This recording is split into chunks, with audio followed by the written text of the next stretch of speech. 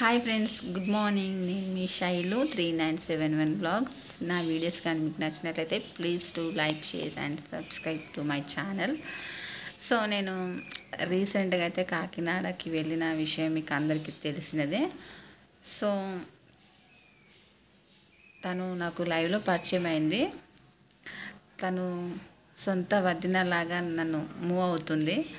So సొంత వదిన ఉన్నా కూడా అలా నాతో ఫ్రెండ్లీగా ఉంటుందో లేదో నాకు తెలీదు మేబీ, కానీ ఈ వదిన మాత్రం నాకు చాలా ఫ్రెండ్లీగా సొంత వదినలాగా నాతో క్లోజ్గా ఉంటుంది.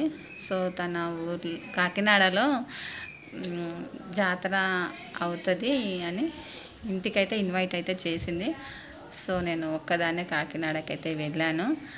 సో ఇంటికి వెళ్ళినాక కూడా నన్ను చాలా బాగా రిసీవ్ చేసుకుంది.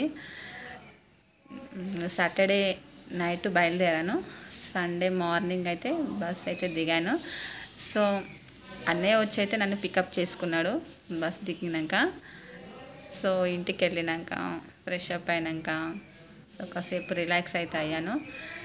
సో ఆ రోజు నుంచి ఫుల్ నాన్ వెజ్ అయితే పెట్టింది. అసలు వెజ్ అయితే అస్సలు పెట్టలేదు. చికెన్ ఫ్రై, బిర్యానీ, ఫిష్ పులుసు, ఇలా చాలా ఐటమ్స్ అయితే చేసింది. సో షాపింగ్ మాల్కి తీసుకెళ్ళింది. కాకినాడ బీచ్కి కూడా తీసుకెళ్ళింది ఫ్రెండ్స్. యానం బీచ్కి తీసుకెళ్ళింది. అండ్ షాపింగ్ మాల్కి తీసుకెళ్ళి నాకైతే 4 డ్రెస్సులు అయితే తీసుకుంది.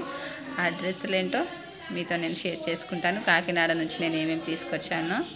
ఓకేనా, ప్రస్తుతానికి అయితే చూస్తూ ఉండండి.